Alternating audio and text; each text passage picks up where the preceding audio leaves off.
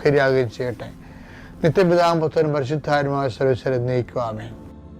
നമുക്ക് ഒരു കുറേ കാലങ്ങൾ ദൈവത്തോട് ജീവിച്ച് കഴിയുമ്പോൾ നമുക്ക് എനിക്ക് തോന്നണം ഇതാണ് കേട്ടോ, എനിക്കെൻ്റെ അനുഭവത്തിൽ നിന്ന് ഞാൻ പറയണത്, നമുക്ക് ദൈവമായിട്ട് അധിക കാലമൊന്നും ജീവിക്കാൻ പറ്റത്തില്ല. അതെന്താ കാര്യം വെച്ച് കഴിഞ്ഞാൽ, ഒരു ടൈം കഴിയുമ്പോൾ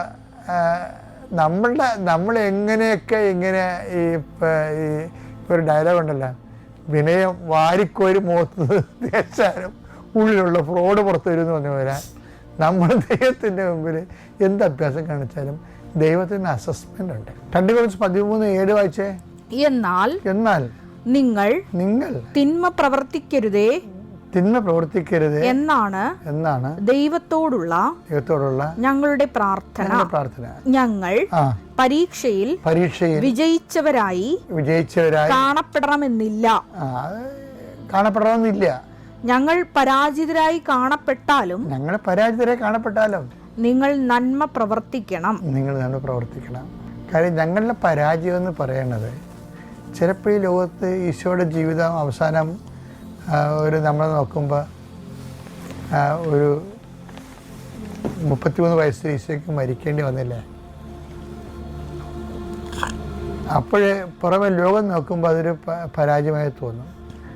പക്ഷേ എന്തുകൊണ്ടാണ് ഞങ്ങൾ പരാജിതരായി കഴിഞ്ഞാലും നിങ്ങൾ വിജയിക്കണമെന്ന് പറഞ്ഞതിൻ്റെ കാരണം എന്ന് വെച്ച് കഴിഞ്ഞാൽ, ഈ പരാജയം എല്ലാം കാണുന്ന ഒരാളിന് വേണ്ടിയാണ് നമ്മൾ ഈ പരാജയപ്പെട്ട് കൊടുക്കണത്. ചിലയിടത്തൊക്കെ നമ്മൾ ക്ഷമിക്കുമ്പോൾ നമുക്ക് ലക്ഷങ്ങളാണ് നഷ്ടപ്പെടുന്നത്, അറിയാമല്ല.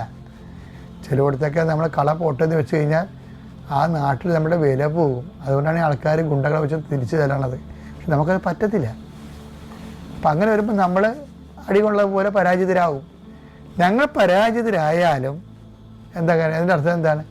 ഞങ്ങളെ വിജയിപ്പിക്കാൻ ഒരാളുണ്ട്. അതാരാണ്? യേശുക്രിസ്തുവിനെ ഉയർപ്പിച്ചവൻ. അവനോടുകൂടി ഞങ്ങളെയും ഉയർപ്പിക്കും. അതായത് അവൻ്റെ നിത്യരക്ഷ ഉയർപ്പ് കണ്ടുകൊണ്ടാണ് ഞങ്ങൾ ഈ പരാജയപ്പെട്ട് കൊടുക്കുന്നത്.